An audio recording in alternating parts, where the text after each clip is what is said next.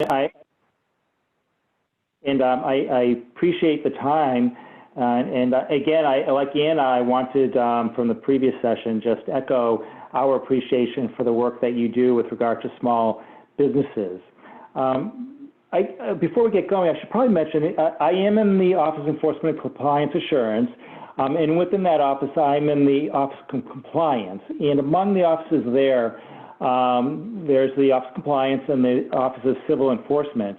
And so while the Office of Civil Enforcement does the, I would say, the back end of the work, they do the enforcement and they do the case development and bring forth cases both administratively and judicially. In the Office of Compliance, we do more of the front end work. We do the compliance monitoring. We do the developing of the national policies concerning inspections and compliance assistance. And so forth. We work very closely with Anna Wood, and OAR and OHPS in terms of rulemaking and regulatory development. And it was interesting, I was listening to Anna, and she mentioned Burnwise. And actually, we work closely with Larry Brockman with regard to that, because in the Office of Compliance and in my office, we actually have the lead for managing the wood heater program. And so with regard to that program, we work with manufacturers on a daily basis, the wood heater manufacturers, with regard to their need to be certified to be able to advertise and sell their wood heaters. And so it's through our office that they will get certification. But anyway, I just thought I'd point that out.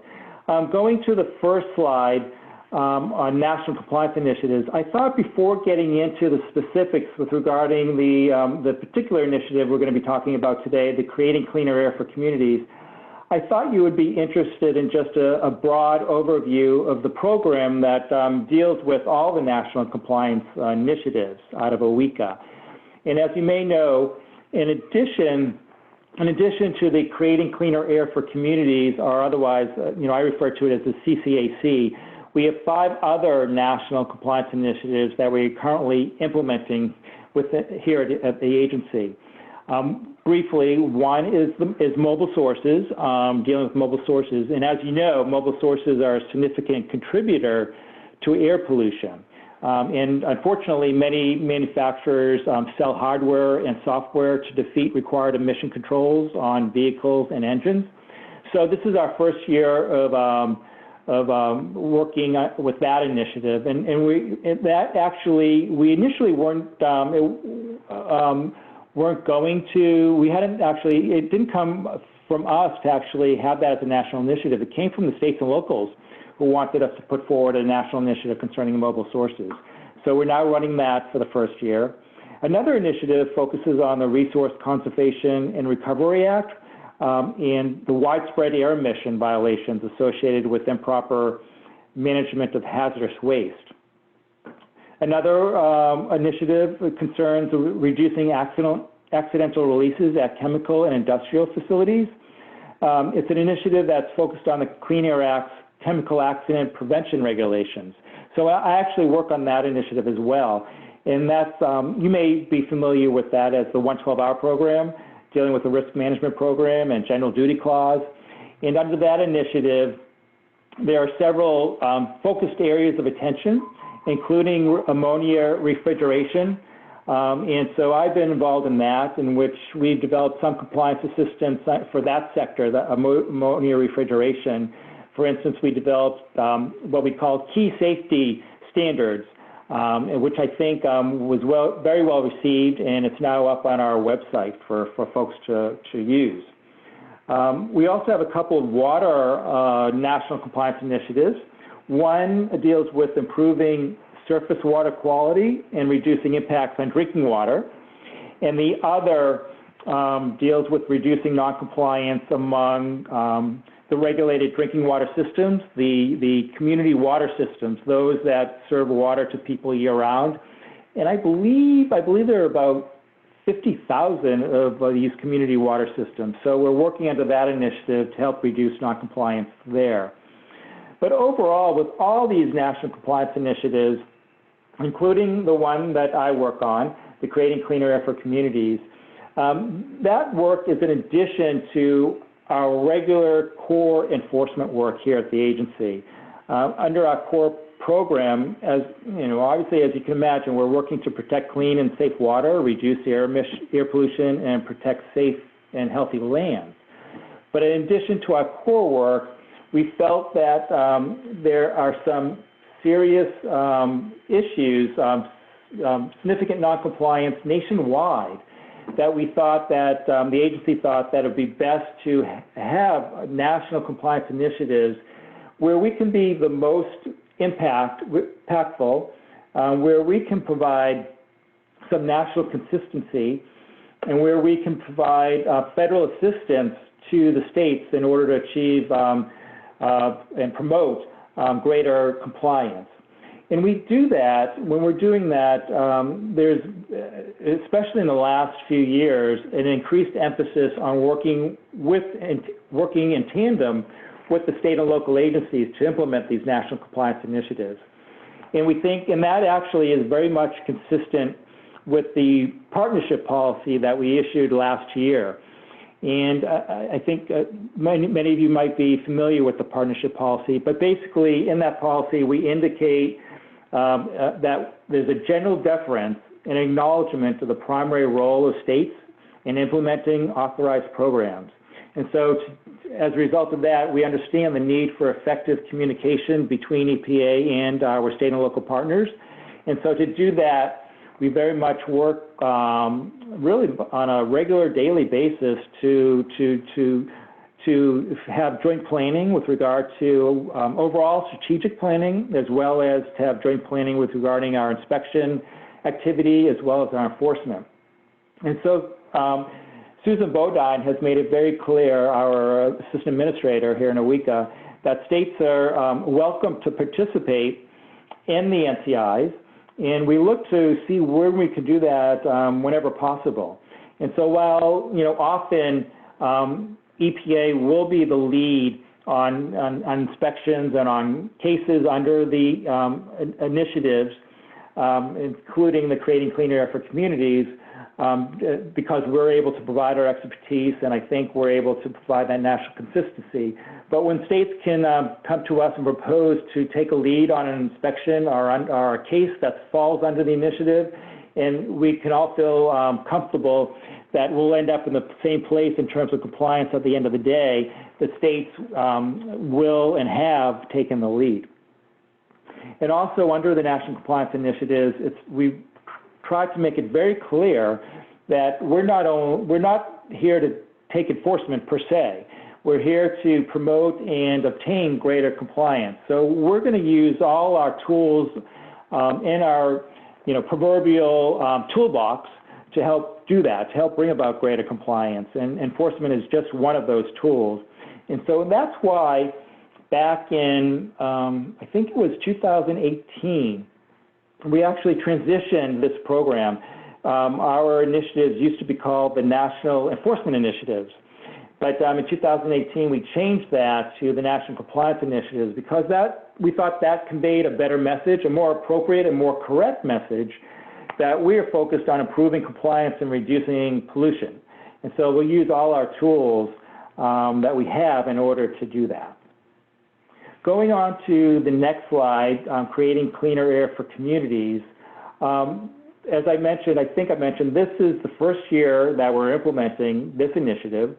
And while it's a new initiative, but it's not a new initiative because we actually it's a modified version of two previous national compliance initiatives that we had been implementing up until 2019.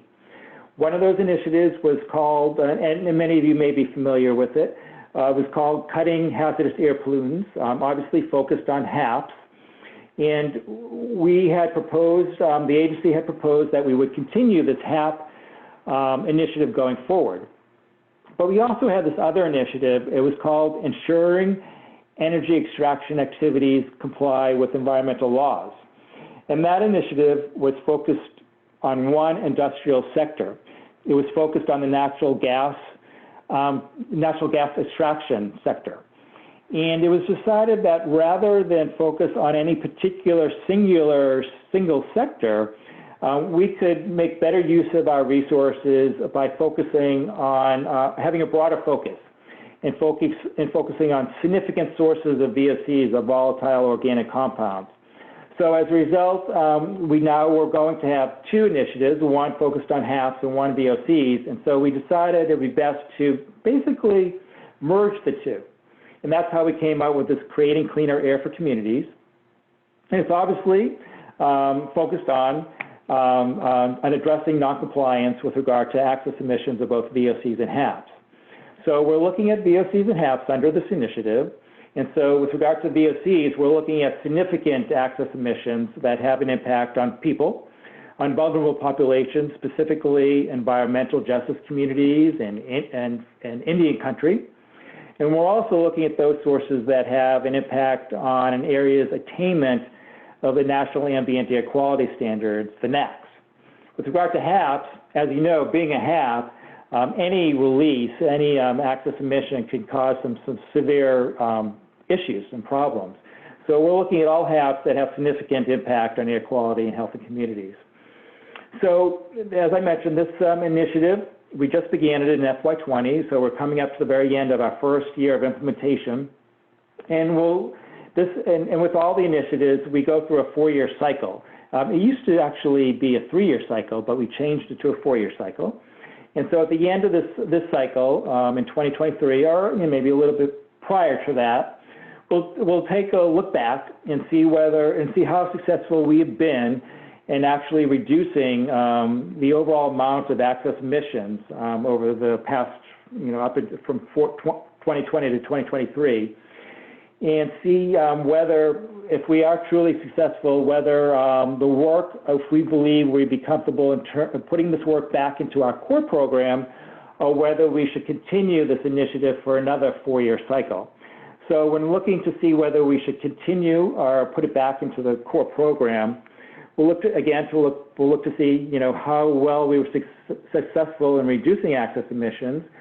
We'll also look to see whether, if we're doing a good job in terms of providing a national level playing field, and whether we've established consistent expectations upon which industry can rely. We'll look to see whether we can continue that if we did put the work back in the core program. And whether, if we did so, whether we would be able to bring about the necessary oversight and continue the communication and the strategic planning with the states if we were to put it back in the core program. So we will be doing a lot of work when we get closer to the end of the cycle to see how well we did. Going on to the next slide regarding the health and environmental impacts. So obviously, in all the work we do, whether it's in the core program or under any of these initiatives, we're looking to address the harmful public health and environmental impacts. So under this initiative, we're going to be focused on significant sources of VOCs and HAPs and the access emissions of such. And we're looking at, obviously, in VOCs and HAPs, with regard to the VOCs, as you all know, VOCs react with nitrogen oxides to form ozone and smog, and that's what leads to the increased likelihood of non-attainment areas, which is a significant issue for our agency under our overall strategic plan to address. So we're looking at VOCs, and we're looking at many of the individual VOCs that are known to be harmful to human health, such as xylene and toluene and ethylene glycol, for instance. And we're very much concerned in terms of addressing any issues with regard to those of the population with a greater risk, for children and the elderly, and for instance, those with asthma. And so with VOCs, I'm sure you understand that there are both short-term and long-term impacts. Short-term, there can be eye, nose, and throat irritation, headaches, worsening asthma with VOCs. And with long-term, there's liver and kidney damage, as well as possibility for cancer. With regard to HAPs, as you know, also known as air toxics, are toxic air pollutants. Again, we'll deal with HAPs when there are access emissions in any amount, because even a small amount can cause a great deal of issues, both cancer as well as other serious effects, such as reproductive effects or birth defects. So, and as I think many of you may know, the agency has identified over 180 chemicals identified as a HAP, such as mercury or perc or methylene chloride or benzene, for instance. Going on to the scope for this NCI, it's self-evident, obviously, in what we were discussing, that we're looking at significant problems with both VOCs and HAPs that have a significant effect on people, on vulnerable populations. And again, we didn't want to target any specific industry. We're looking at the problem. We're looking at the environmental problem and addressing the environmental problem, and not any one. We don't want to be focused or picking on any one particular industry. So we're looking at industrial processes and their resultant emission sources, which pose significant environmental concerns and public health risk through one, localized impacts such as exposure and inhalation of toxic air emissions, and two, we're looking at the regional problems such as the elevated ozone concentrations that adversely affect an area's attainment status, as well as have an adverse human health impact. And just to provide a number, right now, currently in the U.S., over 100 million people live in communities that do not meet current air quality standards, which may impair health, but also result in economic impacts due to lost work, school days, and productivity. So through this initiative, we very much want to address exceedances from the very high emitting sources that threaten both local communities as well as impacting the wider landscape. Going on to the goals of this NCI, again, they're fairly simple. Obviously, as indicated, the initiative addresses the adverse health and environmental effects from exceedances of the NAAQS, to which sources of VOCs contribute, as well as VOC and HAP-related health impacts on communities. So the first thing we do, we want to, obviously, in reducing access emissions, we want to identify those sources that are likely contributors. So we'll do the inspections, and in order to find out which sources to do, we're lucky, we're very fortunate at EPA in that we have a good amount, an array of very good targeting tools for us to determine where to go and where to be spending our finite number of resources. And so, for instance, we have the ECHO Clean Air Tracking Tool, the ECAT tool, which some of you may be familiar.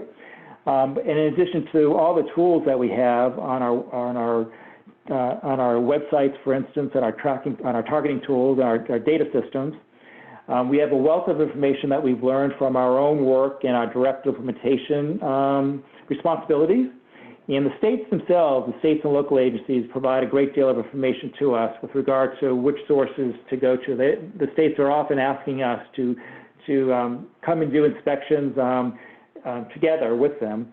And also, when the states have their own priorities, if they align with this initiative, we're helping to meet those state priorities as well through inspections. So once we do that and do the inspections, we obviously have a need to address the significant violations, and we'll do that through our enforcement as appropriate in order to reduce the access emissions. But not only enforcement, we very much want to promote compliance. And so we're not just taking enforcement, we're promoting compliance by using, as I mentioned earlier, all of our tools in our toolbox, such as through compliance assistance, through capacity building, through training, for instance, as well as just the overall partnership that we have with our state and locals. So going on to the available tools that we do have to promote and advance compliance, obviously, as mentioned, we have our enforcement tool, and we do use it when appropriate. And over this past year, in this first year of implementation of this initiative, we've been very busy and successful in order to concluding a number of cases in which we've been able to have a result that reduced access emissions by many tons. So certain cases that we've taken oil storage tanks, for instance, taking cases against iron and steel plants. We're looking at scrap metal shredders and refineries, and that's just to name a few of the cases that we've taken over this past fiscal year. But I think the commonality in all these cases that we have taken, first, many have been in ozone non-attainment, which is obviously a priority of ours. Many have been in environmental justice areas. I actually believe all have had state involvement. Either states have joined us on the inspections and have joined us in the subsequent enforcement, or at least given their approval or their consent for going forward with our inspections in our cases. And in addition to the enforcement, we're continuing to look for opportunities other than the boots on the ground inspections to bring about compliance. So I just wanted to name a few tools that we are using to help bring about compliance and reduce those access emissions of VOCs and HAPs. So one of the tools that we are very much putting an emphasis on using recently has been developing and issuing more compliance advisories and enforcement alerts. We very much believe that these advisories and alerts provide a great deal of information to help both industry and the regulators to identify and address compliance. And so under this initiative, under the Creating Cleaner Air for Communities, we did issue this fiscal year what we call the pigging alert. I know that's a funny name, but we've identified, when we were doing inspections, we identified air emissions from natural gas gathering operations. And a pig is a device that helps to move condensates along in a pipeline. So in doing our inspections, we were seeing that there were it was very common that we're finding deficiencies in the design and operation of the pigging equipment.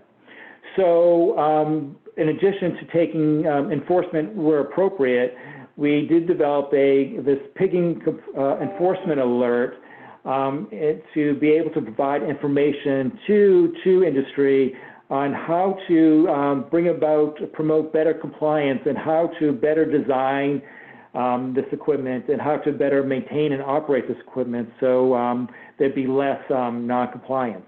And I think it's been received very well, and I think industry has been, felt that they've been able to make beneficial use of the information that we were able to provide in the alert. We're very soon going to be issuing another alert concerning emission factors and how they're incorrectly used for permitting and compliance purposes. So hopefully we'll be getting that out, I think, later this month as well. Now, we also use our compliance assistance centers. I think probably you're all familiar with those. They help to comply and have better understanding of the environmental requirements. And I think they're about 17 now. And they provide a wealth of information, and I believe they provide materials in plain language, so it's easy for folks to understand. And one of those compliance assistance centers are portals that I'm most interested in these days, actually, because it falls under this initiative, this Creating Cleaner Air for Communities, is a portal that we recently developed and made available to the public concerning the oil and natural gas extraction operations. It's a first stop shop, I would say, to learn about federal and state regulations as well as state-specific compliance resources. So it's been out for about a year, and it's been, I think, well received, and fortunately, it's been getting a lot of hits. So, you look to see how often people look at it, and it's been used a lot. So I think we've been hopefully meeting the needs of folks in that particular sector through this portal. We're also focusing on more to promote more use of audit programs and to encourage self-disclosure violations. So in that way, we're able to bring about better, we're able to bring about compliance more quickly when facilities do feel that they can come to us with the violations that it has identified. So under this initiative, we did develop and put forward an oil and natural gas new owner audit program. And so under this audit program, new owners of oil and gas, natural gas facilities, when they recently, for those facilities that they recently acquired, they can come to us and disclose those violations, and in return, they're eligible for reduced penalties. So we'll see how well that program goes as we go forward with it. We also, obviously, are always, both under the initiatives as well as under our core program, developing trainings and outreach materials on various rules and processes. And I have a slide further down, so we'll get to that in a little bit. But I also wanted to mention the Applicability Determination Index, the ADI. You might be familiar with that as well. As an agency, we do strive to craft regulations that are understandable and easy to implement. However, with technology advances, and I would say with new emission detection or pollution monitoring equipment, that may lead facilities to ask for assistance and better understanding the applicability of even clear regulatory requirements. So facilities do come to us with facility-specific questions, non-hypothetical questions concerning applicability of certain regulations to their operations. And those are referred to as applicability determination requests. And so we try to provide responses to them on per facility. And all those responses go up on the ADI, on the Applicability Determination Index, for other folks to be able to use to see how how the agency is, what the position of the agency is with regard to certain issues and certain questions that come in. So I think this ADI has been very helpful for all businesses, whether large or small. And I should point out, though, with regard to the applicability determination, the overall program, very recently, up until very recently, it had been run or led by my office within OECA, but now it is being led by OAR. But overall, though, the work and how we're processing these requests that come in is not changing. It's just that OAR will be leading the effort, but there's still the continued cooperation and coordination amongst OAR, OECA, and the relevant regional offices in order to answer the questions that come in from various facilities, various businesses. Going on to particularly to state engagement, again, whether it's the core program or the national initiatives and this particular initiative, it's really become, I think, established, quote-unquote, business practice for us, for the regions, to coordinate with the states on all the work that we do. And so with regard to the Creating Cleaner Air for Communities, the states provided input when we were actually looking to see whether we should even develop this initiative. And now we've actually worked with the states in order to get their feedback on the strategy that we developed for this initiative.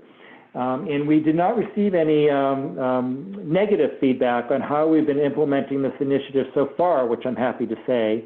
The states have not raised any concerns.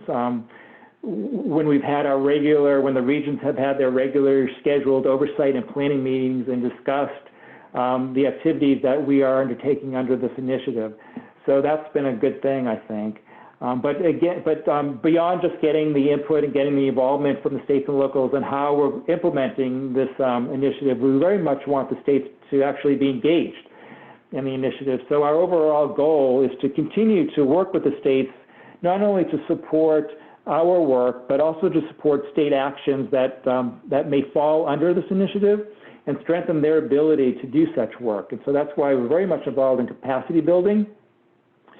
Because we continue to get requests from the states for our assistance. So we do see that there does remain a need for our federal expertise and also for the equipment that is at our disposal to help the states do their inspections. So we're constantly working with the states to not only share information, but to provide our equipment, our technology to them, and not only have them make it available to them, but also we provided funds for them to purchase, funds for the states to purchase equipment for them to use. And obviously, again, we're going to be doing training on a regular basis, and again, we're going to continue to engage in joint inspections with the states as well as all our enforcement activities. And not only working with the individual states, we also are working with the national associations and with the regional associations. So we do work on a regular basis, coordinate with the National Association of Clean Air Agencies, for example, and the Association of Air Pollution Control Agencies, as well as the regional associations such as NESCOM, which represents, you probably know, the New England states plus New York and New Jersey, as well as MORAMA, which represents the Mid-Atlantic states, and the other regional associations such as Sinsara, or Westar out west, or LATCO, for instance. And going on, the next slide on state engagement, I just wanted to, again, reemphasize the fact that we're going to continue to work with the states to not only carry out inspections, but also to go forward with any enforcement. And so we want the states to participate with us on the inspections whenever they feel the need or whenever they have the ability to do so.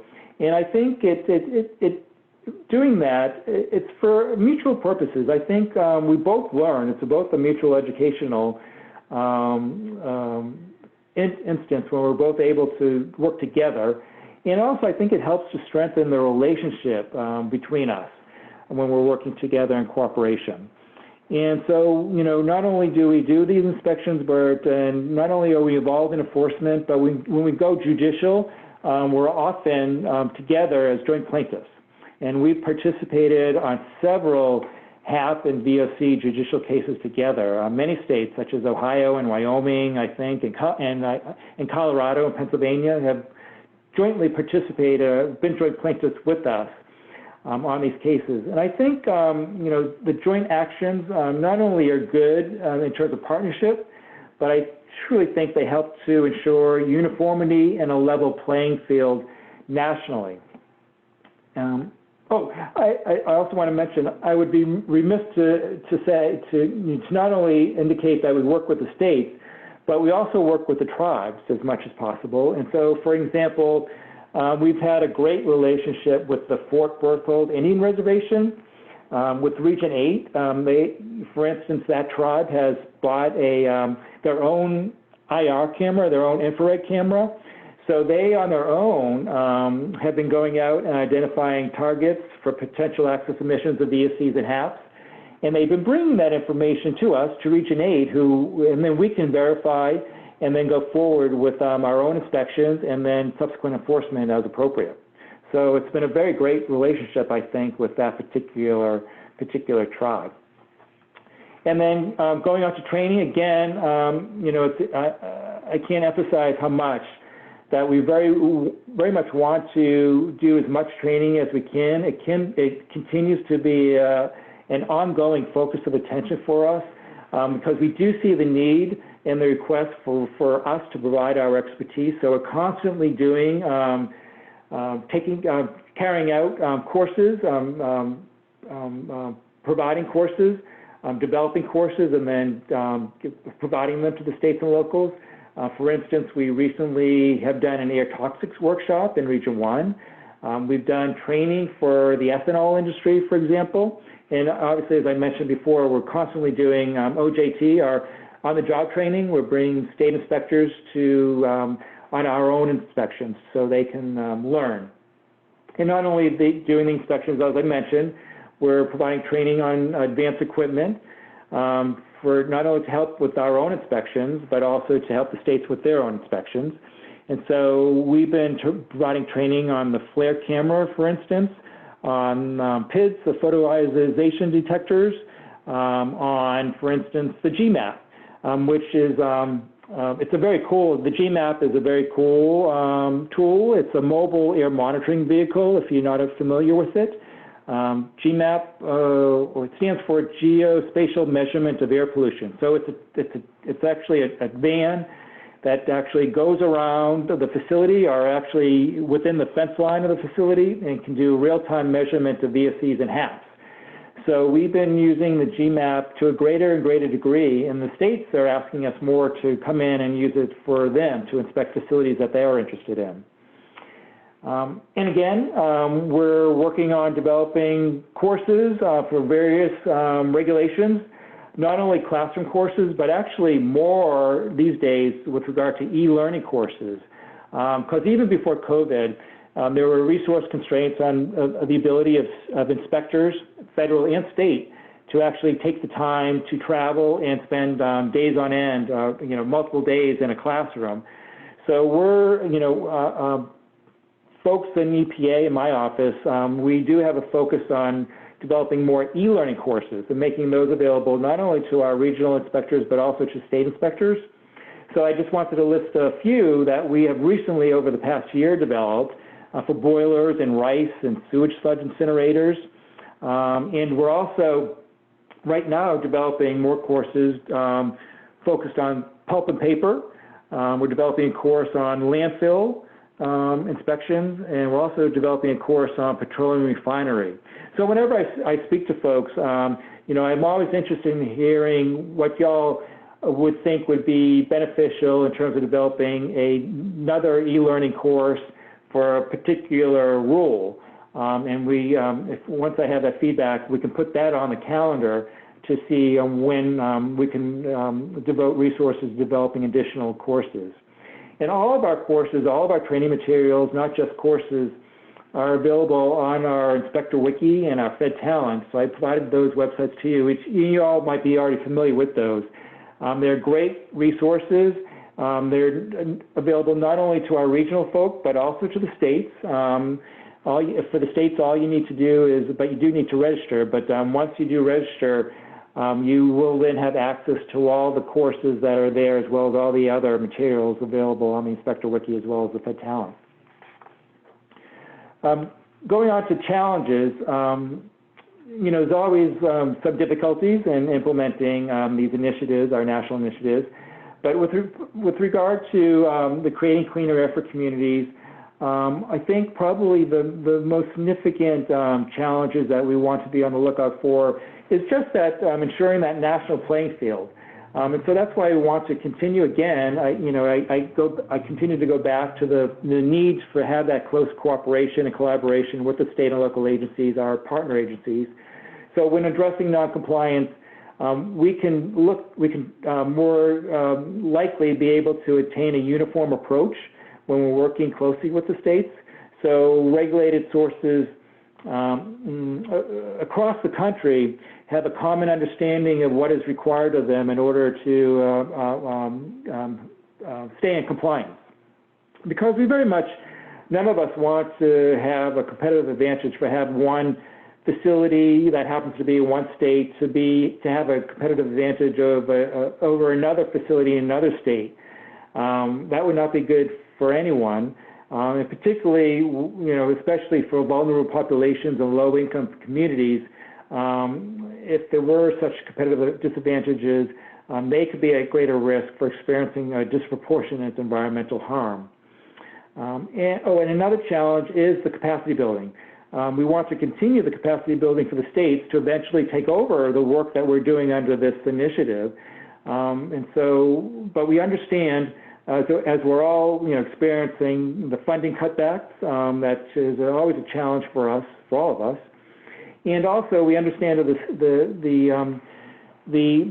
good amount of turnover that is happening in the states. And so, it's difficult. We understand the difficulty in retaining the institutional knowledge to fully address complex problems that are being confronted under this initiative. So that's another challenge for us. And obviously, COVID-19 is a challenge. We don't know how long that will last. There are differences around the country in the amount of on-site field activity that can take place. We're going out as much as we can right now, But in the meantime, even if we can't go out as much as we want, we're still staying busy. We're still using our enhanced monitoring. We're still focused on devoting our resources to developing capacity building and compliance assistance materials and tools. We're doing a lot of off-site compliance monitoring and case developing, looking at a lot of different reports that we always get in, because that's been a wealth of information that helps to lead us to identify potential areas of concern that we may want to focus our attention on. So COVID-19 is an issue, but we're working through it. And I think that's all I had. I should have had a contact page, but you all have my name, and I'm available on the EPA email server. So, but I'm welcome for any questions you may have. Thank you so much, Robert. Nancy, do we have questions coming in? We do. We have a couple of questions coming in, and I'll kind of start with the last one first, just because it relates to what you were just talking about as far as the trainings go. Are these courses only available to state pollution control agency staff? Can state agency appointed, such as SBEAPs out of a university, be approved as outside entities to access this training? You know, that's a good question. I think that actually came to me a while back, and I'm not the lead on the Inspector Wiki and Fed Talent, but when if I recollect, when I reached out to the folks who were the lead and I asked this question, the answer was yes. And so if you send me your name, and I can give you the contact, or I can reach out to the contacts who run basically the Fed Talent and Inspector Wiki, and we can get back to you about that. The individual, if you want to speak directly to that individual, or one particular name, it's Tracy Back, very easy, B-A-C-K, first name Tracy, but so you can reach out to her directly. She's on the EPA email server as well, or I can get hold of her and ask the question. That is great. So Tracy is in charge of the Inspector Wiki? Yeah, she helps to run the Inspector Wiki. Excellent. Okay, great. I'll send that information out on Maine. I know I just a couple months ago had the experience of taking some RCRA training and requesting approval for accessing the training that was offered by EPA, and I was declined because I was not a state pollution control agency staff. I didn't take it any further than that, but I didn't have someone to reach out to. So, so that's great information. Thank you so much. The other question we have that came in is, are the courses being done in conjunction with or separate from the courses that OAQPS is updating? Well, that's another great question. I actually work with OAQPS, and I do work with Adam on the APTI courses, and their courses are more directed towards the states and developing material for this and doing classroom courses for the states. And so I've been working with Adam on that in terms of reviewing some of those courses to bring them up to speed, or actually working to develop new courses. But within, for the courses within OWICA that we're working to develop on the Inspector Wiki, for instance, our courses are more focused on for the regions, our regional inspectors, but we make them available to the states. Okay, so it sounds like for the most part you are coordinating with Adam on some of this. Yes. But they aren't necessarily going to be hosted in the Inspector Wiki. Yeah, our courses that we develop will be in the Inspector Wiki. Their courses are on their APTI course, or in their APTI system. Our courses are obviously, we're more focused on the inspector courses for our inspectors. So inspector courses and compliance enforcement courses, they go beyond. They'll have a subset of courses that are, more related to compliance and enforcement issues, but they have a whole range of other courses that go beyond compliance and enforcement. Right, right, and that follows on to another question about training. Our group is interested in training, Robert, and so the other question here is, are these coordinated through ERG? ERG is the fairly new contractor that EPA has that is operating and putting together a bunch of pollution prevention trainings. And so it's just good to know all these different EPA or EPA funded sources that are putting together these kind of national trainings. Yeah, ERG, we work with ERG as well, and they're helping to develop some of these courses as well.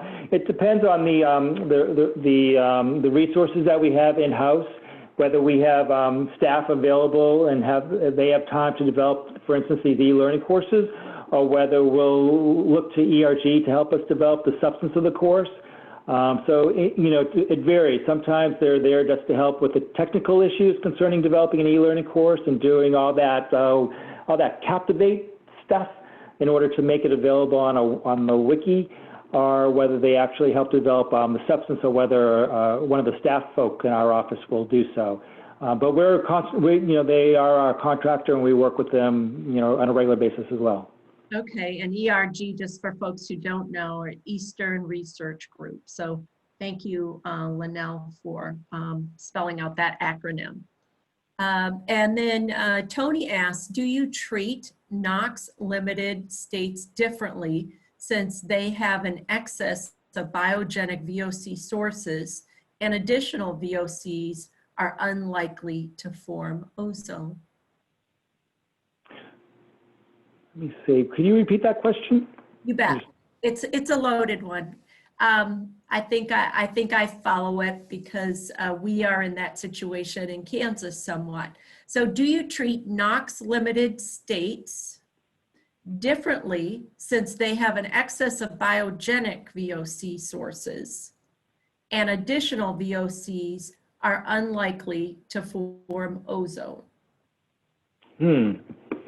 Well, the first thing we're going to be looking at is whether we're not just looking at the emissions or we're looking at access emissions, and whether we're looking at whether there's been noncompliance. So that's our first stop. We're looking first to see if there's noncompliance, if there's a violation, and then we'll look to see, how great that violation is and what we should do with it. But this particular issue, that's interesting. I'll have to take that back and give that some thought. Okay, that would be great. I'll, if you would like, I can email that question to you, or one of my associates will. And that'd be great. We will answer that. This is not uncommon for other speakers. And so certain questions we answer in writing, and we will post those to our website along with your presentation. Sure. Okay, great. And then Mark asks, Region 6 has hosted multimedia training in the past, then separated this training last year into NPDES, air, and waste. So then they separated it into by media instead of multimedia. The host of this training every other year, or they host this training every other year, which should have been held earlier this year, but had to be canceled and rescheduled for later in the spring or early 2021, I'm assuming due to COVID. So that was just a piece of information. So that is EPA Region 6 Right. Who does that. So that's Oklahoma, Texas, Arkansas, New Mexico, I believe. Yes. Yep, that's our Regional 6, and I'm familiar with the training that they do on a regular basis. Well, we're looking at, is that typically held in Texas then? Do you know where it's held? I think they typically hold it in their regional office, and the Region 6 is located in Dallas. Okay, is it Dallas? Okay. Because we're looking at possibly hosting our conference next year in Region 6, and so that may be a consideration. That certainly would be a good training for us to do a co-host with. So that's just something for our planning committee to take back. Okay. Okay. Let me see here.